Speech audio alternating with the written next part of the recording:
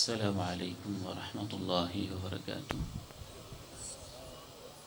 کیا یہ ممکن ہے کہ لائٹ آپ کی بند ہے؟ اس طرح حاضرین نظر نہیں آتے ذرا۔ الحمد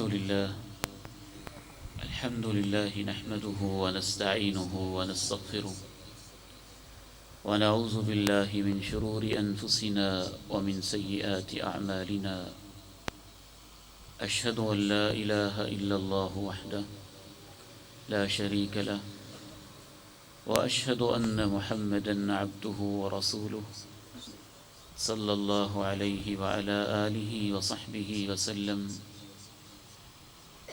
رب اشرح لي صدری ويسر لي امری واحلل عقدۃ من لسانی یفقهوا قولی۔ اللهم آت نفسی تقواها وزکها فأنت خیر من زکاها أنت وليها ومولاها۔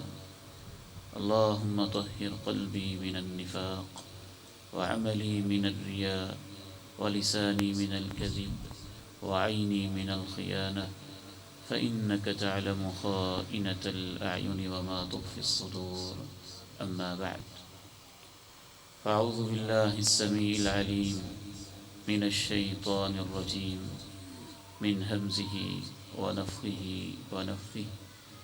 بسم اللہ الرحمن الرحیم۔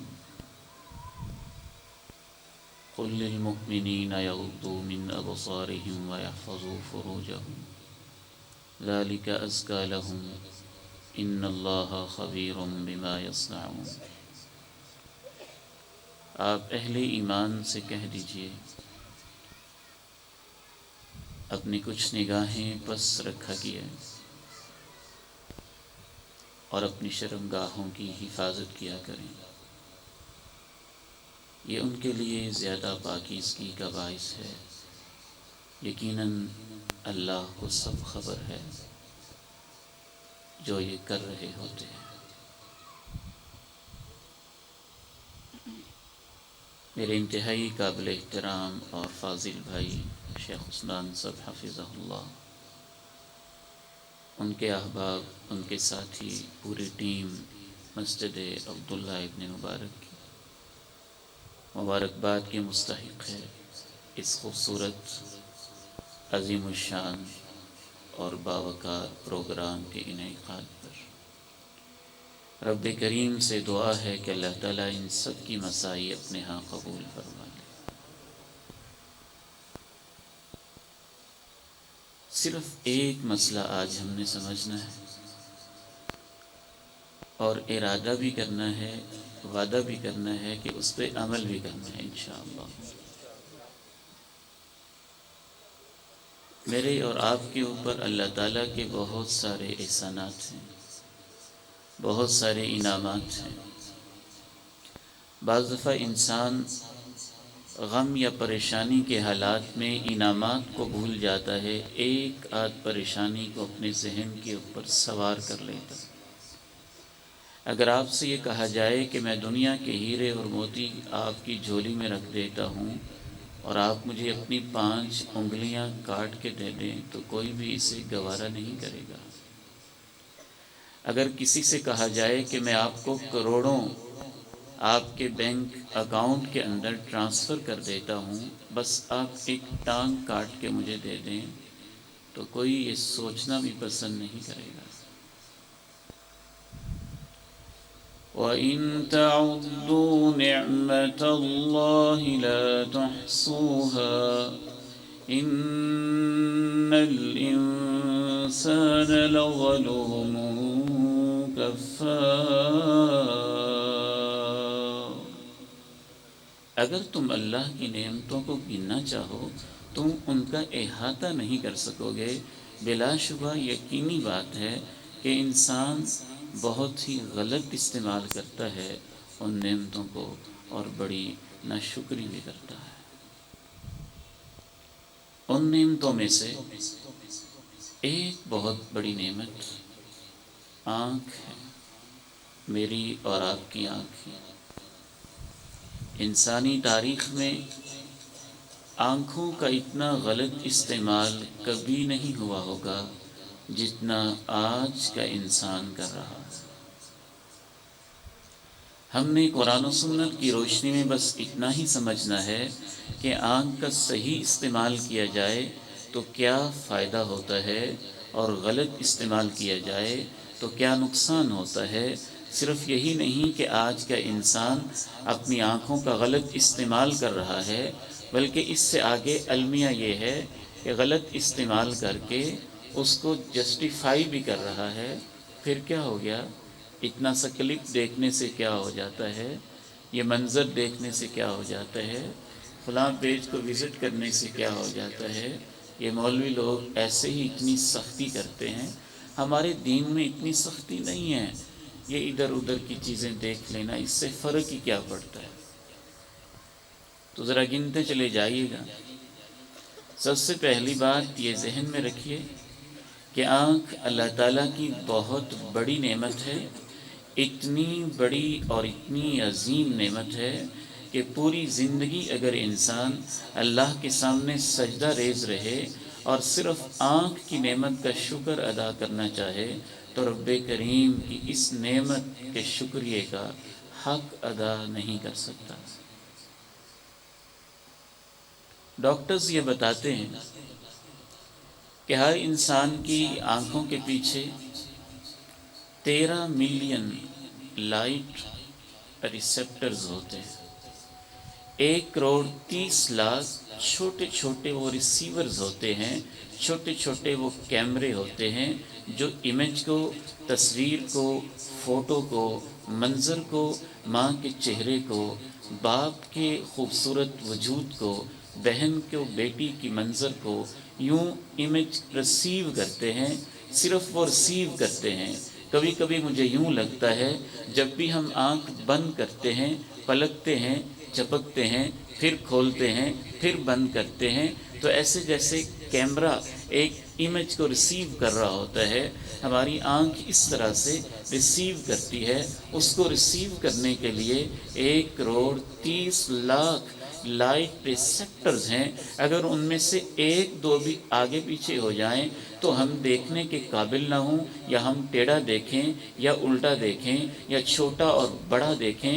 میں تو کہتا ہوں اگر ماں کو ایک دفعہ میں نے دیکھا ہے تو 1,30,00,000 مرتبہ مجھے رب کا شکر ادا کرنا چاہیے، لیکن میں کیسے کر سکتا ہوں؟ اگر میں نے غلاف کعبہ اور خانہ کعبہ کو بھی دیکھا ہے تب بھی مجھے اتنی دفعہ شکر بجا لانا چاہیے۔ اگر میں نے اپنی کھلی آنکھوں سے زمین کی پستی کو، آسماں کی بلندی کو، پہاڑوں کی چوٹیوں کو، پربت کو، پہاڑ کو، آبشار کو، دریا کو، نہر کو، گلستان کو، نخلستان کو دیکھا ہے تو تب بھی مجھے اتنی ہی بار شکر کرنا چاہیے۔ لیکن میرے لیے یہ کب ممکن ہوتا ہے؟ پھر اسی پہ بس نہیں ہے، آنکھیں دیکھتی نہیں ہیں۔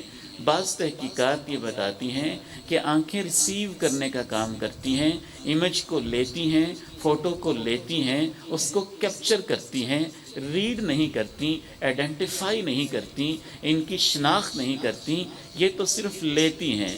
ریسیو کرنے کے بعد پھر ان کی شناخت کرنا آپ کے دماغ کے خاص حصے کا کام ہوتا ہے، یہ اس کو آگے فارورڈ کرتی ہیں، بھیجتی ہیں، اور آنکھوں اور دماغ کے درمیان جو یہ پروسیس بھیجنے کا ہوتا ہے، یہاں بھی میرے رب نے کچھ 14 لاکھ کے قریب باریک باریک تاریں فٹ کی ہوتی ہیں۔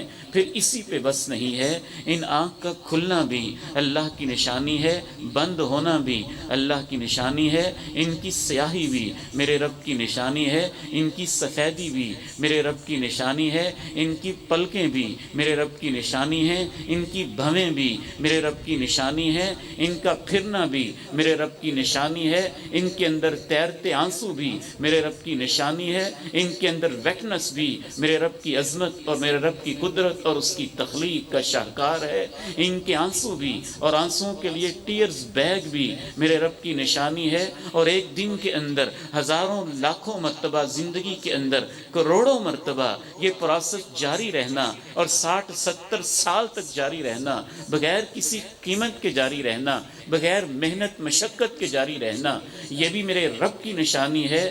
دنیا تو بعض دفعہ اتنی پریشان ہو جاتی ہے، انسان کو اندازہ نہیں ہوتا میرے رب نے میرے اوپر کیا کیا انعام کیے ہیں۔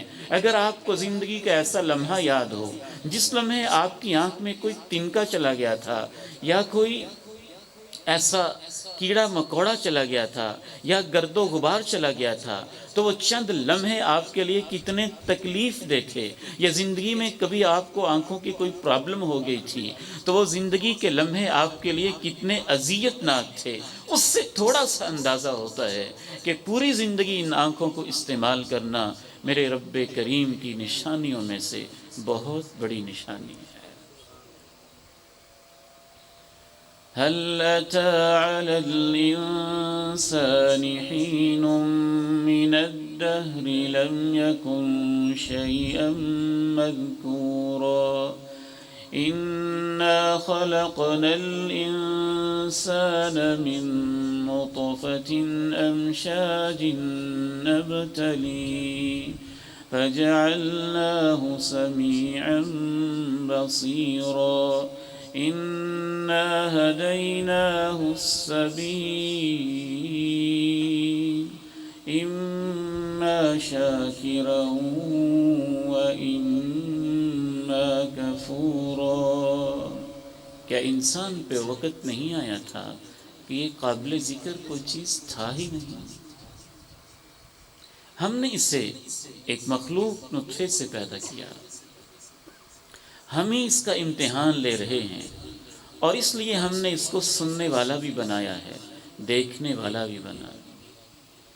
أَلَمْ نَجْعَلْ لَهُ عَيْنَيْنِ وَلِسَانًا وَشَفَتَيْنِ وَهَدَيْنَاهُ النَّجْدَيْنِ۔ کیا یہ حقیقت نہیں ہے کہ ہم نے ہی اس کو دو آنکھیں دیں، ہم نے ہی اسے ایک زبان دی، ہم نے ہی اسے دو ہونٹ دیے، ہم نے ہی اسے خیر و شر کے راستے دکھائے۔ قُلْ هُوَ الَّذِي أَنشَأَكُمْ وَجَعَلَ لَكُمُ السَّمْعَ وَالْأَبْصَارَ وَالْأَفْئِدَةَ قَلِيلًا مَا تَشْكُرُونَ۔ آپ کہہ دیجئے وہی تو ہے جس نے تمہیں پیدا کیا، تمہارے لیے سننے کو سماعتیں، دیکھنے کو بصارتیں، اور سوچنے کو محبت کو دل کی دھڑکنیں بنائیں، لیکن بہت کم ہی تمہیں شکر کی توفیق ملتی ہے۔ ایک آدمی سافٹ ویئر ہاؤسز کا مالک ہے، اربوں پتی ہے، ڈالرز میں کھیلتا ہے، بیمار پڑ جاتا ہے، چھوٹی سی بیماری ہے، بس اتنا سا مسئلہ ہے کہ اس کی آنکھوں کا یہ والا حصہ جس سے ہم آنکھوں کو کھولتے ہیں اور بند کرتے ہیں، یہ اوپر والا حصہ لوز ہو جاتا ہے، ڈھیلا پڑ جاتا ہے، خود کھلتی نہیں ہیں، بند نہیں ہوتی ہیں، مشقت ہوتی ہے، اور وہ ڈاکٹرز کے پاس جاتا ہے کہ اس کا کوئی علاج کیا جائے۔ ڈاکٹرز کہتے ہیں ایج فیکٹر ہے، عمر کے بڑھنے کے ساتھ ساتھ آپ کا یہ جو گرپ ہے لوز ہو چکی ہے، اور ڈھیلے ہونے کی وجہ سے ہمارے پاس عمر کے اس حصے میں کوئی انتظام نہیں ہے۔ ہم آپ کے لیے یہ کر سکتے ہیں کہ ایک لیکوڈ سی چیز تیار کر دیتے ہیں، جیسے کوئی بھی گم ہوتی ہے یا سریس ہوتی ہے جس سے چیز کو چپکاتے ہیں، اس طرح کی لیکوڈ سا میٹیریل سافٹ اور نرم سا بنا دیتے ہیں، ٹیپ نما۔ آپ اپنی آنکھوں کے ساتھ رات کو جب سونا ہو اتار دیا کریں، جب آفس میں جانا ہو اس کو چپکا دیا کریں، آنکھیں اوپر رہیں گی۔ دنیا والے، میڈیا والے جمع ہو جاتے ہیں اور اس سے کہتے ہیں تمہاری زندگی کی سب سے بڑی خواہش کیا ہے؟ کہتے ہیں میری ایک ہی خواہش ہے، میرے اربوں جائیداد کوئی مجھ سے لے لے اور میں اپنی آنکھیں خود کھولنے اور بند کرنے کے قابل ہو جاؤں۔ میرے بیٹے، میری بیٹی، میرے بھائی، میری بہن، میرے بزرگ اور قابل احترام میری ماں، آج شیطان ہمیں اللہ کی نعمتیں بھلا ہی دیتا ہے۔ ہم یہ دیکھتے رہ جاتے ہیں تنخواہ تھوڑی ہے، پیسے تھوڑے ہیں، خرچے پورے نہیں ہوتے، ہم یہ بھول ہی جاتے ہیں ہسپتال میں آپ کے قائد اعظم ہاسپٹل میں، شفا میں، لاہور کی کارڈیالوجی میں، جناح میں ایسے ایسے لوگ بھی پڑے ہوئے ہیں، گبرو جوان ہیں، بیڈ پہ لیٹے ہیں، ان کی زندگی کی سب سے بڑی خواہش یہ ہے اللہ 2 مہینے ہو گئے ہیں، میں نے اپنا پہلو اور اپنی کروٹ کو خود نہیں بدلا، بس اتنی سی صحت دے دے کہ میں خود اپنے بیڈ کے اوپر بیٹھنے کے قابل تو ہو جاؤں۔ جتنی بڑی نعمت ہوتی ہے، ایک بات ہمیں سمجھ میں آئی کہ آنکھ اللہ کی بہت بڑی نعمت ہے۔ مستدرک حاکم کی ایک روایت ہے، نبی علیہ السلام کی حدیث کے طور پہ یہ ثابت نہیں ہے، بالکل ضعیف ہے، لیکن اسرائیلی روایت کے طور پہ، ایک سبق کے طور پہ، عبرت کے طور پہ میں آپ کے سامنے اسے پیش کرتا ہوں۔ کان فی من کان قبلکم رجل عبد اللہ، تم سے پہلے ایک آدمی تھا، اس نے اللہ کی عبادت کی 500 سنہ، 500 سال تک، اور اس نے اللہ سے یہ بھی دعا کی کہ اللہ زندگی کے آخری سانس تک مجھے سجدے میں رکھنا اور موت بھی سجدے کی حالت میں دینا۔ عبادت کرتا رہا، موت بھی سجدے کی حالت میں آئی، اسی حالت میں ملک الموت نے اس کی روح کو قبض کیا، رب کریم کی عدالت میں پیشی ہوئی، رب کریم نے کہا ادخلوا عبدی جنتی برحمتی، میرے بندے کو میری رحمت کی وجہ سے جنت میں داخل کر دو۔ وہ عرض کرنے لگا اے اللہ وہ 500 سال کی میری آہیں، میری سسکیاں، میرا رونا، میرے سجدے، میرے رکوع، میرا قیام، میرے اذکار، میری ریاستیں، میری محنتیں، وہ ان سب کا کیا ہوا؟ اللہ نے کہا اچھا اگر حساب ہی کرنا چاہتا ہے تو بس اتنا سا حساب اس سے لے لو کہ آنکھ کی نعمت کو ترازو کے ایک پلڑے میں رکھ دو، 500 سال کی عبادت کو ترازو کے دوسرے پلڑے میں رکھ دو، اور تول کے میرے بندے کو بتا دو اس کی کیا قیمت بنتی ہے۔ اس روایت کے اندر جسے ہم اسرائیلی روایت کے طور پہ آپ کے سامنے عرض کر رہے ہیں، یہ لکھا ہے کہ جب تولا جاتا ہے آنکھ کی نعمت کا وزن نیچے بیٹھ جاتا ہے، 500 سال کی عبادت اوپر اٹھ جاتی ہے۔ وَجَعَلَ لَكُمُ السَّمْعَ وَالْأَبْصَارَ وَالْأَفْئِدَةَ قَلِيلًا مَا تَشْكُرُونَ۔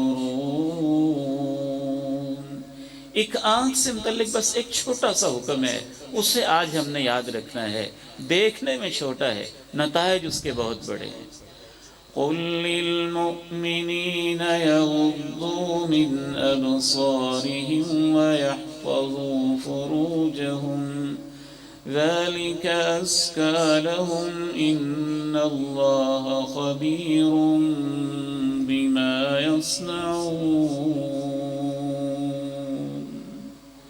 اے میرے محبوب صلی اللہ علیہ وسلم، آپ اہل ایمان سے کہہ دیجئے، جن کا ایمان نہیں ہے ان سے نہیں، ان سے ہماری گفتگو نہیں ہو رہی، ان سے جن کا ایمان ہے اللہ نے سب کچھ دیا ہے، جن کا ایمان ہے مرنا بھی ہے، جن کا ایمان ہے قبر بھی ہے، جن کا ایمان ہے حساب بھی ہے، جن کا ایمان ہے ایک عدالت بھی ہے، جن کا ایمان ہے نامہ اعمال میں سب کچھ لکھا بھی جا رہا ہے۔ قُل لِّلْمُؤْمِنِينَ يَغُضُّوا مِنْ أَبْصَارِهِمْ، ان سے کہہ دیں کچھ اپنی نگاہیں پست رکھا کریں۔ ہر وقت تو پست نہیں رکھنی ہے نا، من کو تبعیض کے لیے اہل علم نے لکھا ہے، کچھ اپنی نگاہیں پست رکھا کریں۔ ہر وقت تو پست رکھی نہیں جا سکتی، آخر ہم نے دنیا میں بہت سارے کام کرنے ہیں۔ وہ جب غیر محرم کے اوپر نظر پڑے، جہاں سے اللہ نے روکنا نہیں دیکھنا، جب ادھر دیکھنے لگو، جب ایسا کلپ آ جائے جو بے حیائی پہ مبنی ہے، جب ایسی تصویر آ جائے جو برائی کی دعوت دیتی ہے، جب ایسا کوئی امیج آ جائے جو بے حیائی کے اوپر مبنی ہے، جب ایسا کوئی میسج آ جائے جس میں برائی پائی جاتی ہے، جب ایسی کوئی تحریر آ جائے جس کے اندر گند پایا جاتا ہے، جب ایسی کوئی فوٹو آ جائے جس کو دیکھنا اللہ اور اللہ کے رسول کو پسند نہیں ہے، کچھ اپنی نگاہیں پست رکھا کریں۔ ذَلِكَ أَزْكَىٰ لَهُمْ، اس سے ان کو پاکیزگی ملے گی۔ اے اللہ میں تیرے قرآن کی عظمت پہ قربان جاؤں، قرآن کی تعبیر بہت جامع ہوتی ہے۔ کس کو پاکیزگی ملے گی؟ سوچ کو ملے گی، دل کو ملے گی، خاندان کو ملے گی، عزت کو ملے گی، قلم کو ملے گی، تحریر کو ملے گی، دفتر کو ملے گی، سوسائٹی کو ملے گی، سماج کو ملے گی، بازار کو ملے گی، اسکول کو ملے گی، کالج کو ملے گی، یونیورسٹی کو ملے گی، محلے کو ملے گی، پورے کے پورے سماج کے فیملی سسٹم کو، نظام کو پاکیزگی ملے گی تو اس پر حکم کرنے سے ملے گی، دنیا میں ملے گی، آخرت میں ملے گی، گناہوں سے معافی ملے گی، دل کا تزکیہ ہوگا نگاہوں کو پست رکھنے سے۔ اور ان کو یہ بھی بتا دو، پست نہیں بھی رکھو گے تو اللہ تو دیکھ ہی رہا ہے۔ یہ اللہ کا کلام ہے۔ قل للمؤمنین یغضوا من ابصارهم ویحفظوا فروجهم ذلك ازکی لهم ان اللہ خبیر بما یصنعون۔ ایک مقام پہ ایک اور انداز سے اللہ نے اپنی اس صفت کا تذکرہ کیا ہے۔ ہم اللہ کی صفتوں کو بھی بھول گئے ہیں نا۔ وَأَسِرُّوا قَوْلَكُمْ أَوِ اجْهَرُوا بِهِ إِنَّهُ عَلِيمٌ بِذَاتِ الصُّدُورِ أَلَا يَعْلَمُ مَنْ خَلَقَ وَهُوَ اللَّطِيفُ الْخَبِيرُ۔ ان آیتوں میں اللہ نے اپنی 3 صفتیں بیان کی۔ وہ علیم بھی ہے، وہ خبیر بھی ہے، وہ لطیف بھی ہے۔ علیم ازل سے ابد تک پیدا نہیں بھی ہوئے تھے تب بھی اس کے علم میں تھا، کائنات میں کیا کچھ ہوگا جو نہیں ہوا وہ بھی اس کے علم میں ہے۔ اور خبیر، جب تم دیکھ رہے ہوتے ہو اس لمحے کی تازہ بتازہ خبر اور رپورٹ وہ بھی اس کے پاس پہنچ رہی ہوتی ہے۔ اور لطیف، اس کی گہرائیوں کو اندر اتر کے اپنے علم کے لحاظ سے وہ جانتا بھی ہوتا ہے۔ صرف یہی نہیں کہ وہ یہ جانتا ہے تم کیا دیکھ رہے ہو، علیم بذات الصدور، وہ تو یہ بھی جانتا ہے کس نیت سے دیکھ رہے ہو۔ اب ترتیب سے ذرا نقصان گنے۔ اگر عمل کریں گے تو یہ فائدہ ہے، عمل نہیں کریں گے تو کیا نقصان ہے؟ سب سے پہلا نقصان یہ ہوتا ہے، آدم کا بیٹا جو اپنی آنکھ کو آوارہ چھوڑ دیتا ہے۔ اہل حدیث، یہ یوتھ فورس کے اس عظیم سٹیج کے اوپر میرے نوجوان بیٹے جمع ہیں جنہوں نے دین کے داعی بننا ہے، دعوت کا کام کرنا ہے، ان کے لیے تو خصوصی یہ تعلیم ہے نا۔ اللہ رب العزت اور اللہ کے پیارے نبی کی دی ہوئی ہدایات ہیں۔ آج اس امت کا بہت بڑا مسئلہ یہ ہے کہ حیا کھینچ کھینچ کے، کھرچ کھرچ کے دماغ سے، دل کے پردوں سے، وجود سے، آنکھوں سے، لباس سے، بات سے، گفتگو سے، ٹاک سے، ٹی وی سے، سوشل میڈیا سے، تعلیم سے، اخبار سے حیا کی چادر کو کھینچ کھینچ کے ایسے تار تار کر کے رکھ دیا گیا ہے۔ امام ابن قیم رحمہ اللہ تو فرمایا ہی یہ کرتے تھے، الحیا والحیات، حیا اور حیات دونوں قریب قریب کے لفظ ہیں، ان کا روٹ ایک ہے، ان کا مادہ ایک ہے۔ انسان کی زندگی ہو تو حیا ہوتا ہے، اور حیا ختم ہو جائے تو زندگی ہوتی ہے انسانوں والی نہیں، کتوں والی ہوتی ہے، جانور والی ہوتی ہے۔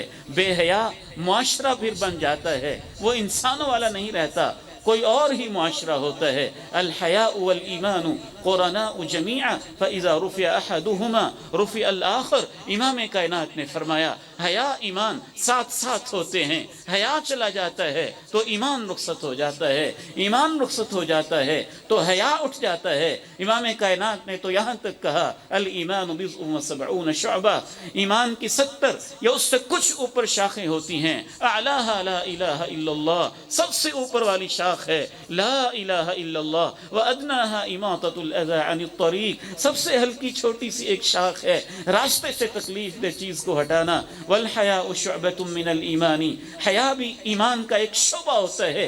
درمیان میں اللہ کے پیارے نبی نے حیا کا تذکرہ کیا، اس کا تعلق لا الہ الا اللہ سے بھی ہے اور اس کا تعلق حقوق العباد سے بھی ہے۔ اللہ سے حیا آ جائے تو حقوق اللہ پورے ہو جاتے ہیں، بندوں کا حیا کرنا انسان کو آ جائے تو حقوق العباد پورے ہو جاتے ہیں۔ حیا ایمان کی وہ شاخ ہے جس کے اوپر ایمان کھڑا ہوتا ہے۔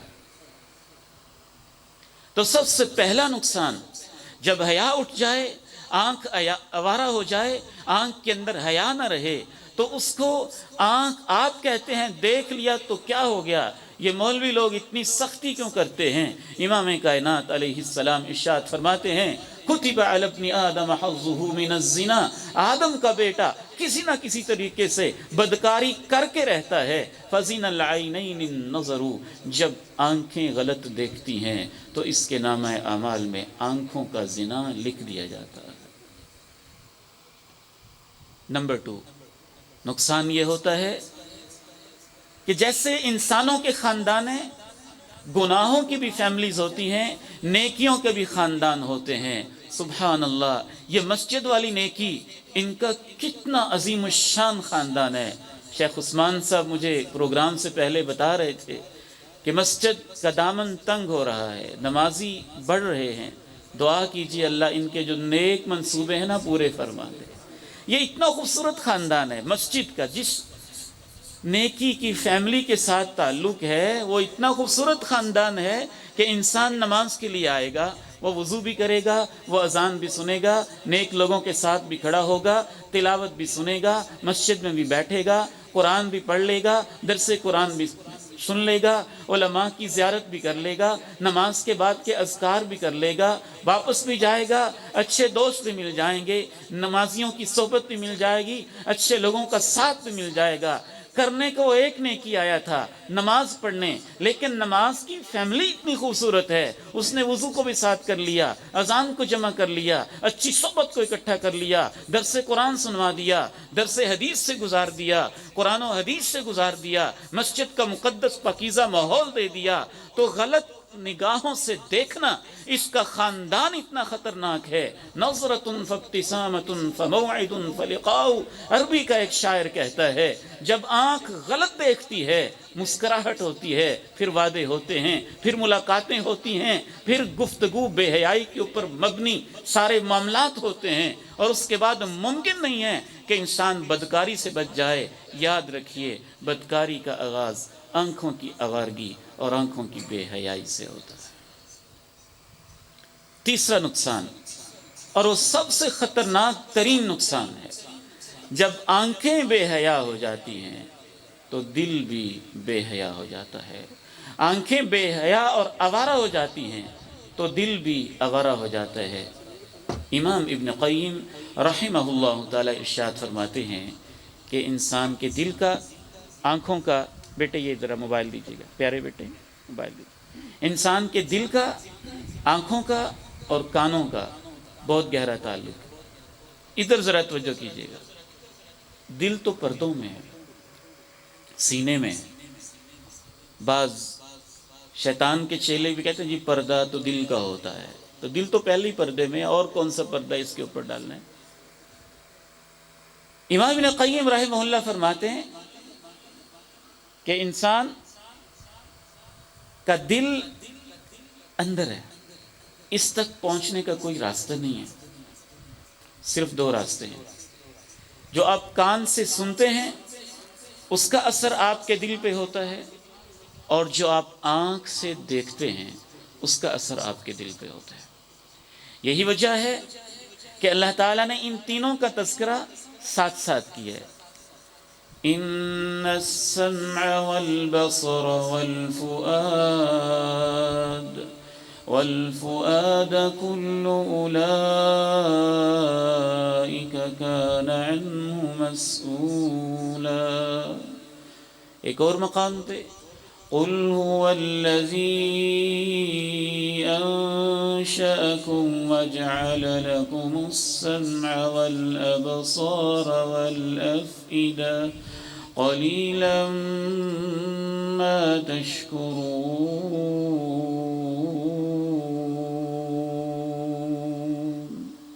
وہی تو ہے جس نے تمہارے لیے سماعتیں، بصارتیں اور دل کا انتظام کیا ہے. تم بہت کم شکر کرتے ہو. اگر آپ کو یقین نہیں آتا تو ایک مثال سے سمجھ لیجئے. روڈ کے اوپر تڑپتی ہوئی لاش آپ دیکھتے ہیں تو اثر کس پہ ہوتا ہے؟ دل پہ. دیکھا تو آنکھوں نے ہے، اثر کس پہ ہوا ہے؟ دل پہ.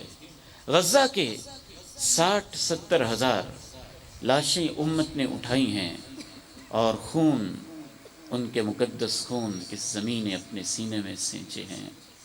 امت نے یہ دیکھا ہے تو نوجوان کے دل کے اوپر یہ اثر ہوا ہے۔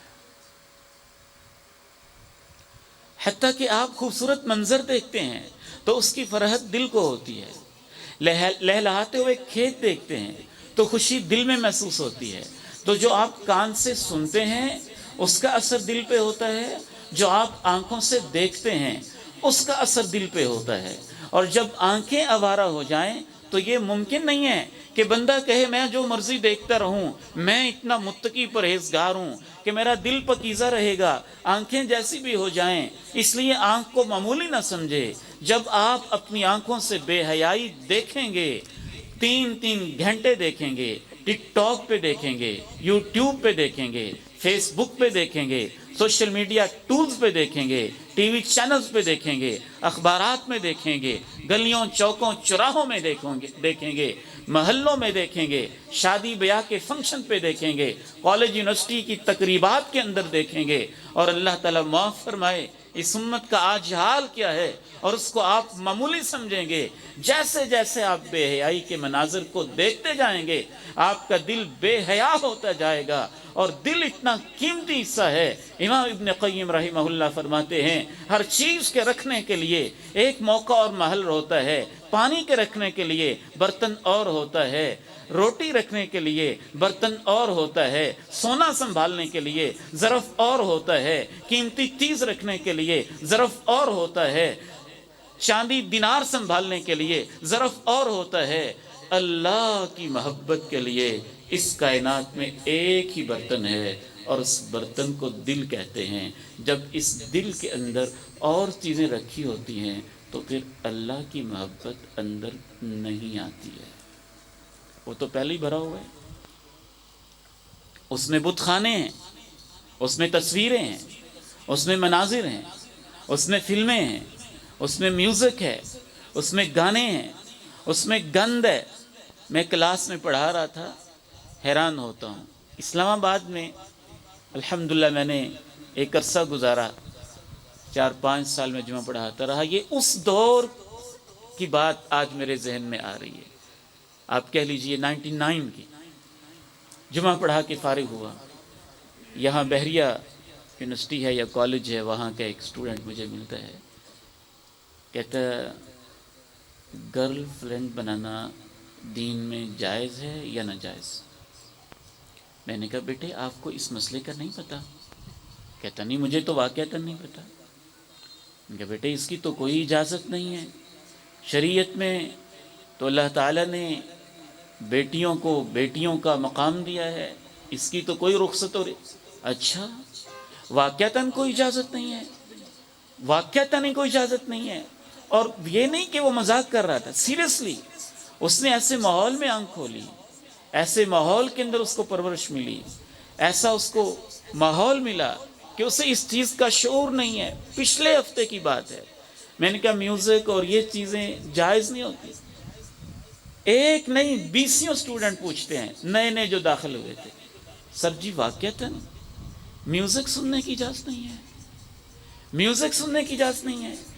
میں نے کہا بیٹے آپ کو اس مسئلے کا بھی نہیں پتہ؟ بھلا اللہ کے پیارے نبی علیہ الصلاۃ والسلام نے تو میوزک والی گناہوں کی پوری فیملی کو اکٹھا بیان کر کے کہا میری امت میں ایسے لوگ ہوں گے یستحلون الحر والحریر والخمر والمعازف، شراب کو، ریشم کو، بدکاری کو اور میوزک کو، آلات موسیقی کو جائز قرار دے لیں گے زبردستی، یسمونہا بغیر اسمیہا، اس کا نام بدل دیں گے، اور اللہ تعالیٰ ان کی شکلوں کو تبدیل کر دیں گے۔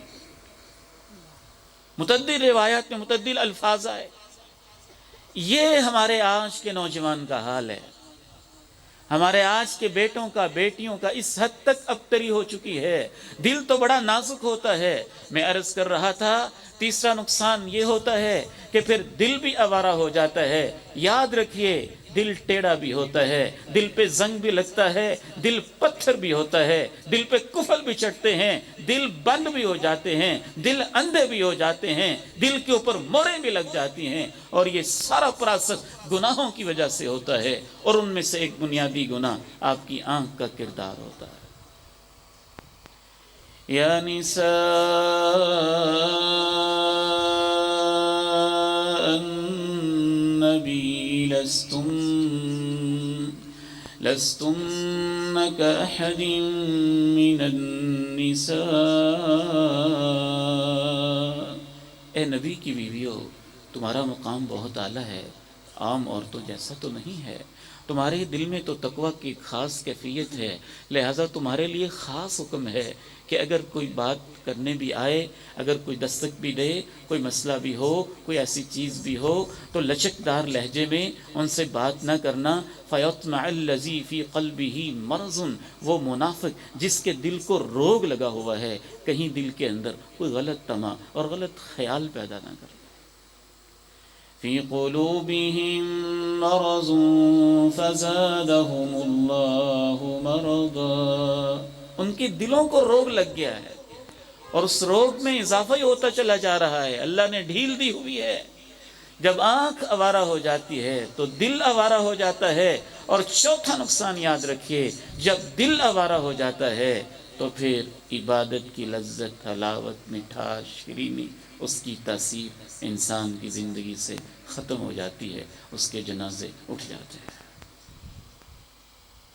لوگ کہتے ہیں پتہ نہیں آج کے مولوی کیسے ہیں، لمبا چوڑا جلسہ بھی ہوتا ہے، واعظ و نصیحت بھی ہوتی ہے، گھنٹے گھنٹے کا درس قرآن بھی ہوتا ہے، ان کی زبان میں تاثیر ہی کوئی نہیں، ہمیں تو فرق پڑتا ہی کوئی نہیں، ہمارے اوپر تو اثر ہوتا ہی کوئی نہیں۔ یہ نیک ہوتے تو ہمارے دل پہ اثر تو ہوتا، یہ قرآن پڑھتے تو ہمارے دل پہ اثر تو ہوتا، یہ تلاوت کرتے ہمارے اندر تبدیلی تو آتی، یہ خطاب کرتے تو ہم اس کو قبول تو کرتے، ان کا وعظ ہوتا تو ہمارے زندگی میں کوئی تو تبدیلی آتی۔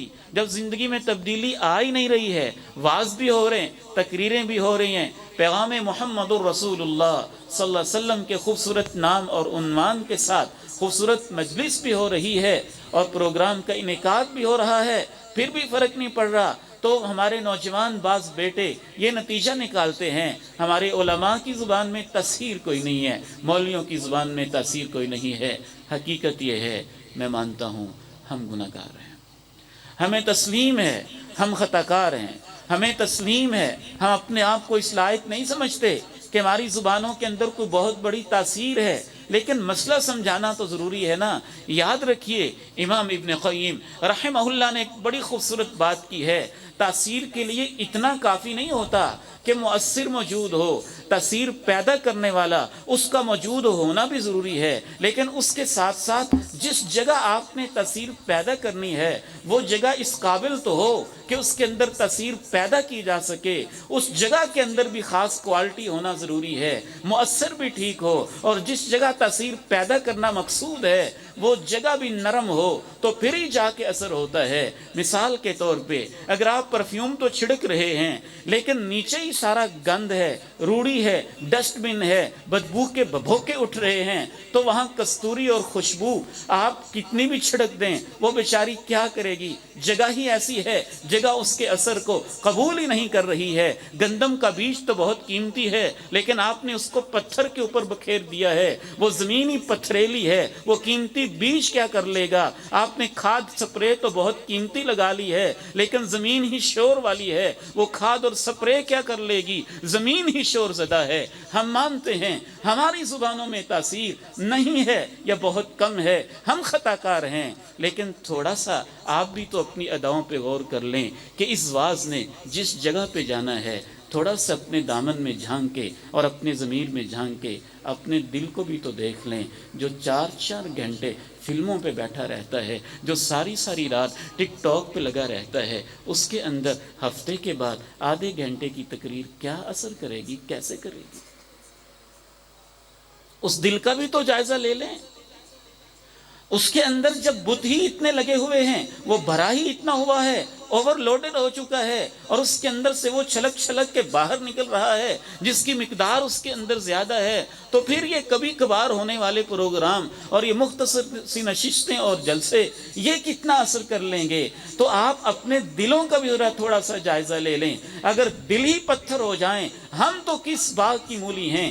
امام کائنات بھی تلاوت کر رہے ہوں، مکہ میں تلاوت کر رہے ہوں، خانہ کعبہ میں تلاوت کر رہے ہوں، سننے والے دل ہی پتھر ابو جہل و ابو لہب جیسے ہوں، تو پھر ان پہ بھی اثر نہیں ہوتا ہے۔ مسجد نبوی کے اندر بھی تلاوت ہو رہی ہو، سننے والے ہی عبداللہ بن ابی جیسے ہوں، تو ان پر بھی اثر نہیں ہوتا ہے۔ ہم مانتے ہیں بات کرنے والے کی تاثیر بھی ہوتی ہے، لیکن تھوڑا سا آپ بھی تو بیٹے اپنے اداؤں پہ غور کر لیں۔ جہاں اس نے پہنچنا ہے اس کے اندر بھی تو کوئی نرمی، کوئی گداز ہونا چاہیے نا۔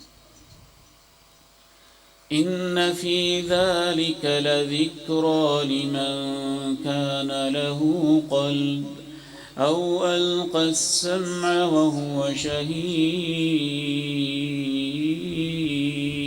شہید۔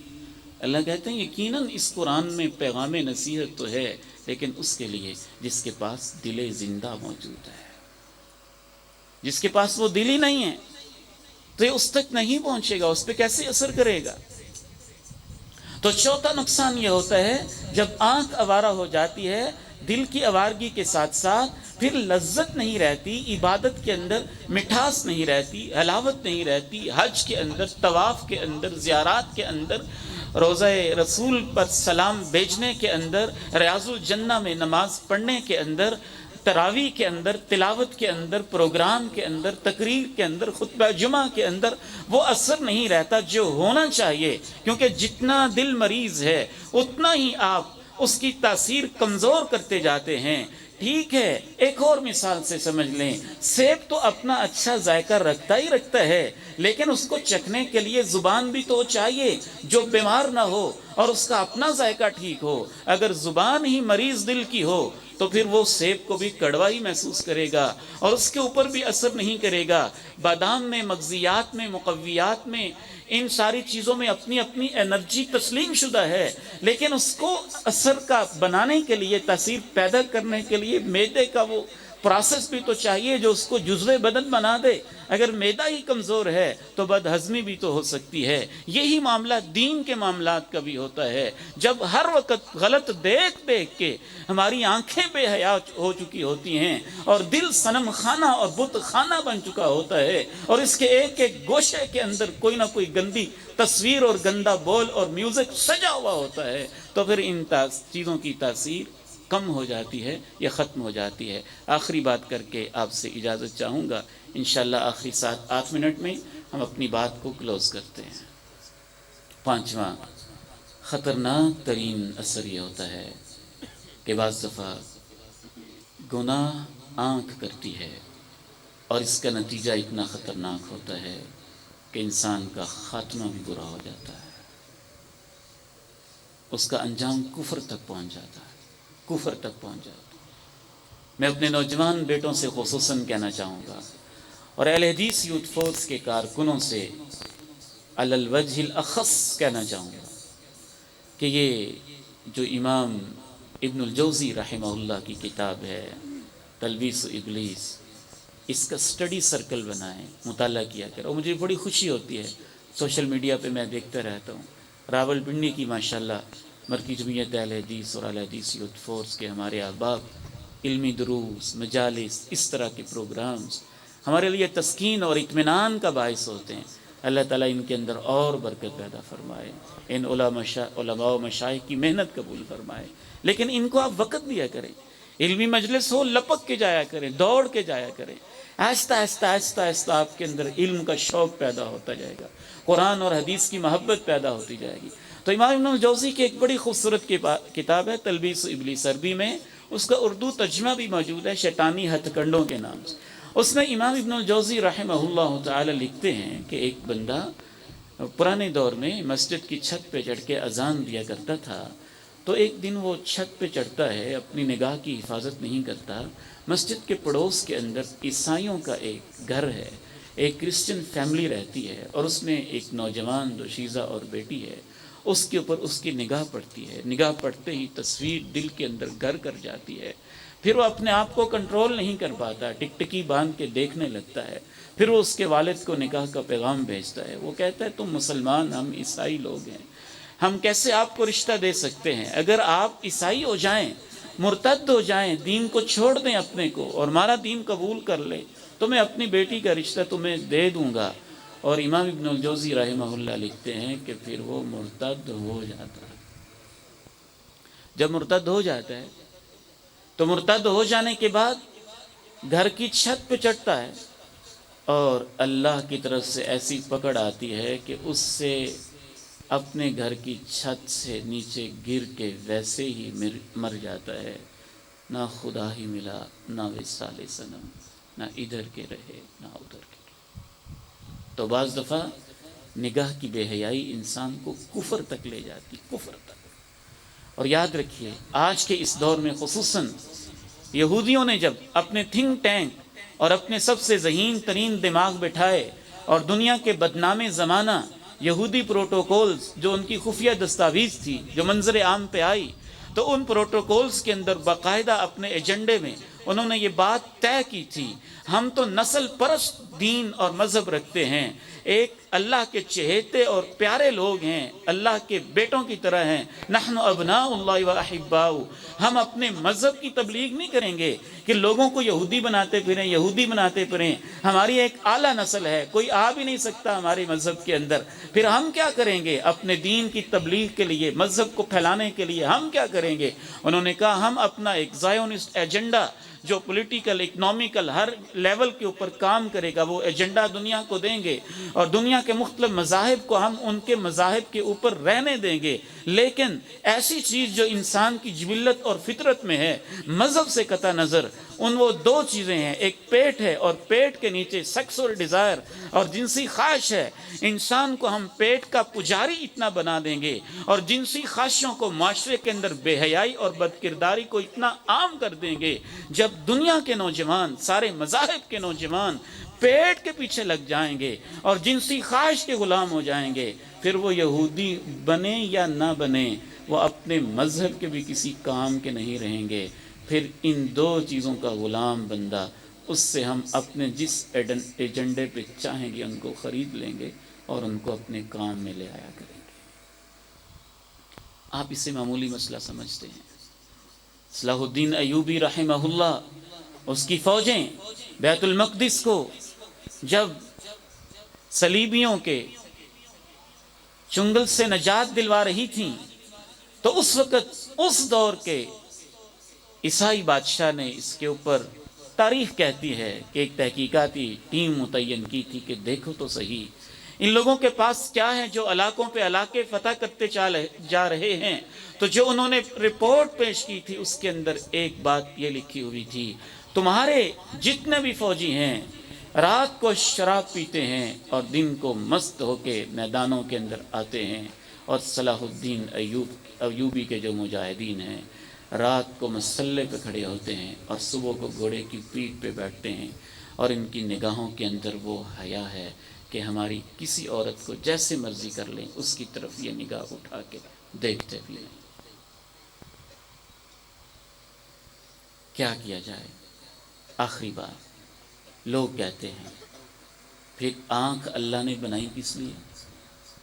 میں ایک ایسے ماحول میں رہتا ہوں جہاں میری ایتھیسٹ کے ساتھ بھی بعض دفعہ بات ہو جاتی ہے، لبرلز کے ساتھ بھی واسطہ پڑ جاتا ہے، سیکولر لوگوں سے بھی بات کرنی پڑتی ہے، اور وہ باقاعدہ طور پہ کہتے ہیں، اور انہی کی زبان باز ہمارے نوجوان بھی، وہ اتنی سختی دین میں ہم یہ بھی نہیں کر سکتے، تو اللہ نے آنکھوں کو بنایا کس لیے؟ ہم دیکھ نہیں سکتے تو اللہ نے حسن کس لیے بنائے، خوبصورتی کس لیے بنائی ہے؟ دیکھنے کے لیے تو بنائی ہے۔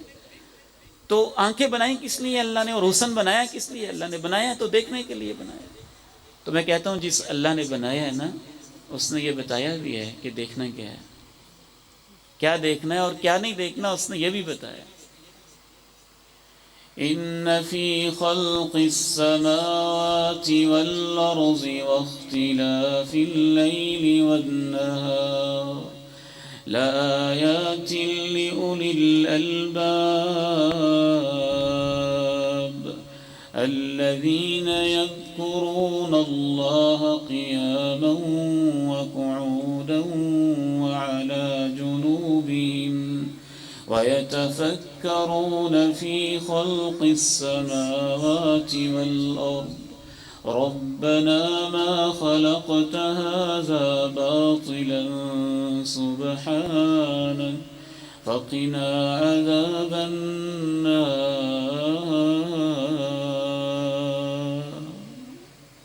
اللہ نے بتایا بھی ہے کیا دیکھ افلا ينظرون الى الابل كيف خلقت والى السماء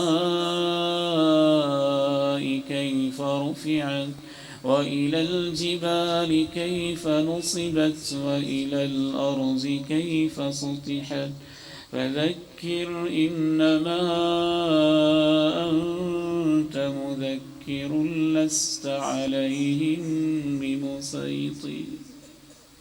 دیکھو ماں کے چہرے کو دیکھو تو صحیح، دیکھو اپنے باپ کے چہرے کو بھی دیکھو، اس کے چہرے کے اوپر جو تمہاری خدمت میں اس نے جوانیاں دفن کی ہیں اور اس پہ جھریاں پڑ چکی ہیں ان کو بھی دیکھو، اور اس کے وہ کالے سیاہ بال جو 10 گھنٹے آپ کے لیے مزدوری کرتے کرتے سفید ہو چکے ہیں اور اس میں چاندی چمکنے لگی ہے، اس کے بالوں کی سفیدی کو بھی دیکھو اور اس کی جھکی ہوئی کمر کو بھی دیکھو.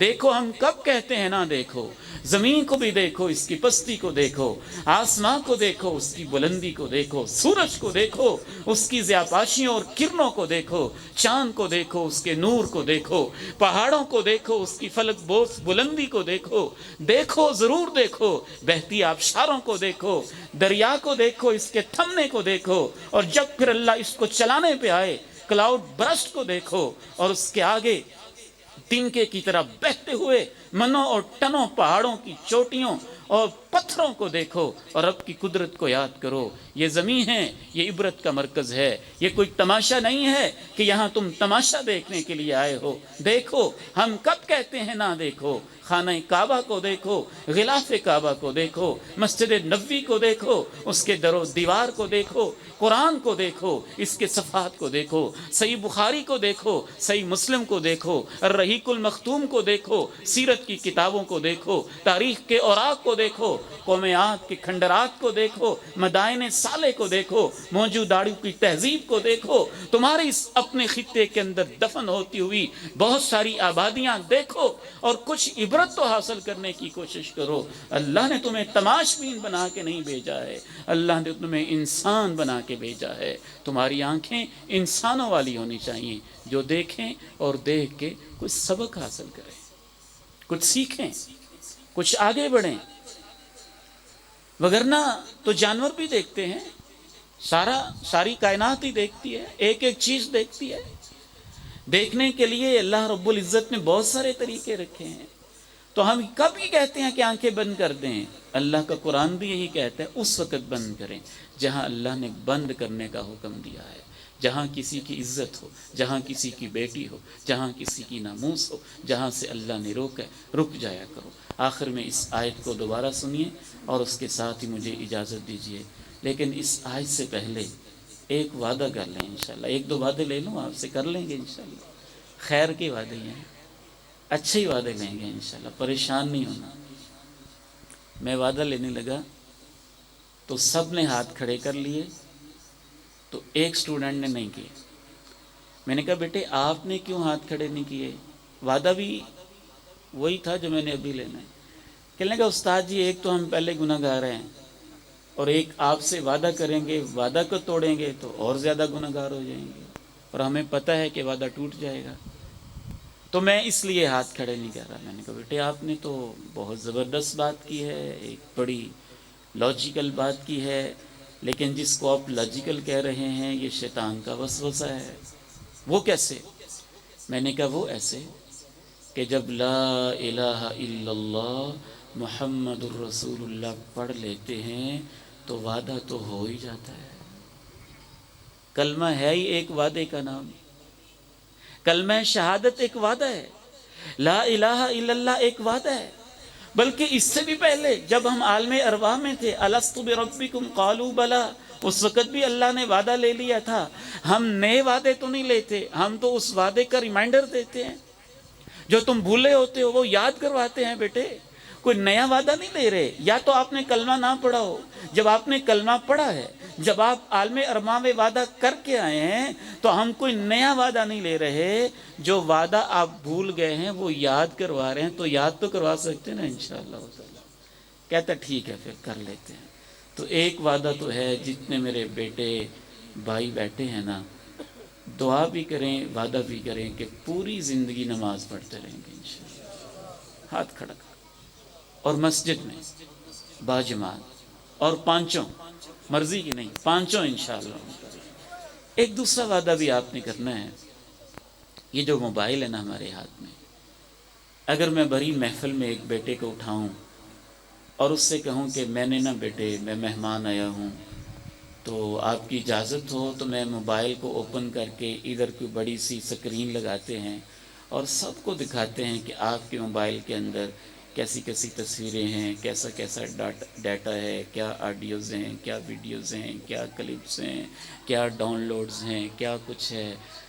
اگر تو آپ کے موبائل میں وہ چیزیں اتنی اچھی ہیں کہ آپ سب کے سامنے کہہ سکتے ہیں کہ دکھا دیں, مجھے کوئی مسئلہ نہیں ہے, تو پھر آپ کو مبارک ہو کہ اللہ نے آپ کو پاکیزہ ماحول بھی دیا ہے, پاکیزہ دل بھی دیا ہے, پاکیزہ موبائل بھی دیا ہے, پاکیزہ میموری کارڈ بھی دیا ہے. اور اگر آپ اس مہمان کے سامنے, شیخ عثمان صاحب کے سامنے, شیخ شمیم صاحب کے سامنے, میرے دائیں بائیں بیٹھے علماء کے سامنے نہ دکھا سکیں, تو یاد رکھیں قیامت کے دن تو سارا ڈیٹا انسانیت کے سامنے اوپن ہونا ہی ہونا ہے. تو ہم کیسے فیس کریں گے؟ تو جو اس میں غلط کانٹیکٹس ہیں, جو غلط فیس بک کے پیجز ہیں, جو یوٹیوب کے گندے مندے چینلز ہیں جن کو آپ نے سبسکرائب کیا ہوا ہے, جو ٹک ٹاک کا ایسا گند ہے, وہ وعدہ کریں کہ آج جاتے ہی ڈیلیٹ کر دینا ہے. کر دیں انشاءاللہ. اب نہیں ہاتھ کھڑے ہو گئے, پورے نہیں ہوئے. یہ میں نیا وعدہ نہیں لے رہا, یاد دہانی کروا رہا ہوں. نیا وعدہ نہیں ہے, وعدے کی یاد دہانی انشاءاللہ تعالی. اللہ تعالیٰ آپ سب کو سلامت رکھے. اور تیسری اور آخری بات ہے, علماء سے جڑیں, ان سے پڑھا کریں, دین کی مجالس اٹینڈ کیا کریں, مسجدوں کے ساتھ اپنا تعلق مضبوط کریں. بہت بڑی جنگ ہے اس وقت سوشل میڈیا کے اوپر. لوگوں کو علماء سے دور کر دیں, مولویوں سے دور کر دیں. مولویوں سے دور ہو گئے تو سمجھ لیں آپ کا اندر کا ڈیفنس سسٹم, وہ دین کی حفاظت والا, وہ ختم ہو گیا. ان سے جڑنا, علماء سے جڑنا, قرآن سے جڑنا, حدیث سے جڑنا, مسجد سے جڑنا, مساجد سے محبت کرنا ہماری بہت بڑی ضرورت ہے. اللہ تعالیٰ سے دعا ہے اس پروگرام کو اپنے ہاں قبول فرما لے, منتظمین کو اجر عظیم عطا فرمائے, معاونین کو اجر جزیل عطا فرمائے. اور آپ جیسے خوبصورت احباب, میرے نوجوان بیٹے اور بھائی, بہنیں اور بیٹیاں جو تشریف لائے ہیں اور تشریف لائی ہیں, آپ سب کو اللہ تعالیٰ اپنے ہاں اجر عظیم عطا فرمائے. وآخر دعوانا ان الحمد للہ رب العالمین. سوال آتا ہوگا وہ آنسر کرتا جائے. پہلا سوال ہے ٹیم سیدہ خدیجہ سے, جس میں افرا, فاطمہ اور غنیہ. ریپڈ فائر کوسچنز ہیں, 5 سوال ہوں گے, ساتھ ہی ساتھ آپ آنسر کرتے جائیں گے. بچوں کی افزائی ہو جائے, اس کے بعد انشاءاللہ معذرت آپ کو ٹائم ایک ٹیم کروا لیتے ہیں, دوسری شخص سے پہلے 5 منٹ. جی جی کوئی مسئلہ.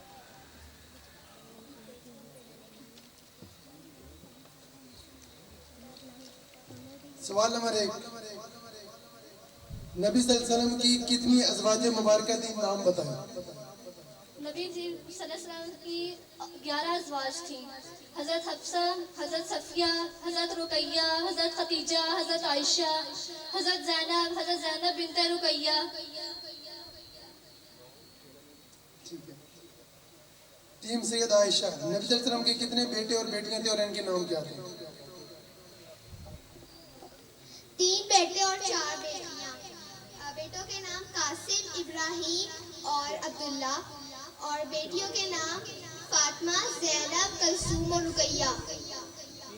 ٹیم سیدہ حفصہ سے پہلا سوال ہے, صحابی کس کو کہتے ہیں؟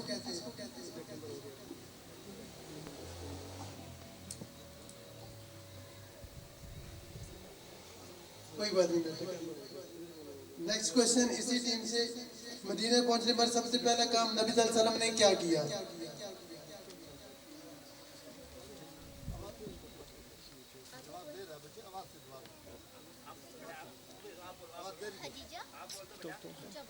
बोलो बोलो बोलो बेटी।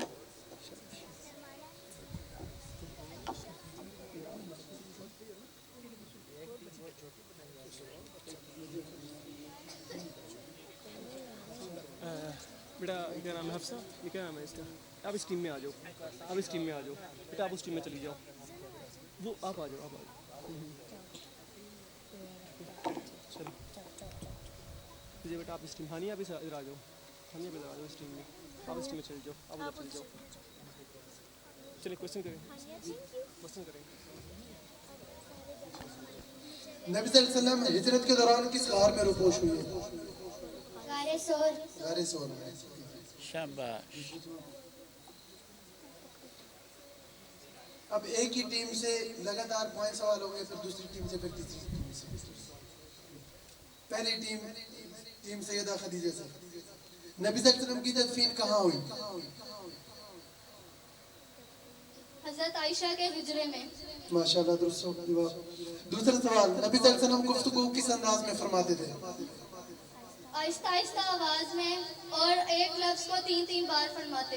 तीसरा क्वेश्चन है, सुलह हुदैबिया के मौके पर नबी सल्लल्लाहु अलैहि वसल्लम के नुमाइंदा कौन थे? हजरत अबू बकर सिद्दीक रजी अल्लाह ताला अन्हा। चौथा क्वेश्चन है, हिजरत के बाद सबसे पहले पैदा होने वाले मुसलमान बच्चे का नाम क्या था? हजरत अब्दुल्ला। मुकम्मल नाम? अब्दुल्ला बिन जुबैर। अब्दुल्ला बिन जुबैर, माशाल्लाह। लास्ट क्वेश्चन है, सबसे पहले इस्लाम कबूल करने वाले गुलाम कौन थे? ज़ैद बिन हारिसा। माशाल्लाह। नेक्स्ट टीम सैयदा आयशा से।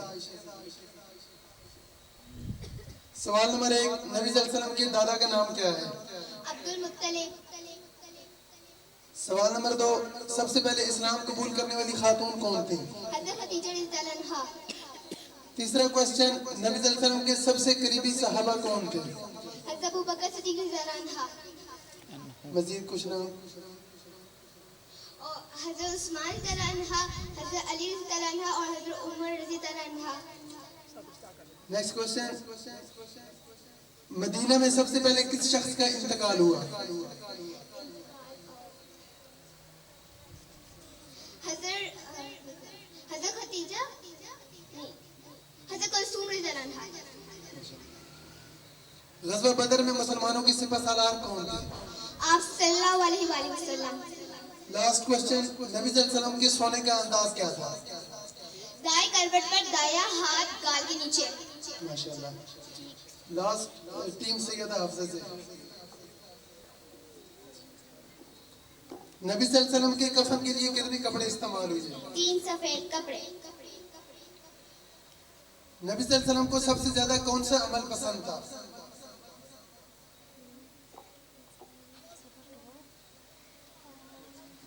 नेक्स्ट क्वेश्चन, जो अमल हमेशा किया जाए। माशाअल्लाह। ग़ज़वा उहद में मुसलमानों की तादाद कितनी थी? 700। हिजरत के बाद पहला जुमा कहाँ पढ़ाया गया? पहला बनी सालिम। माशाल्लाह। और लास्ट क्वेश्चन है, नबी सल्लल्लाहु अलैहि वसल्लम की सबसे पहली यानी बड़ी बेटी कौन थी? ज़ैनब। माशाल्लाह।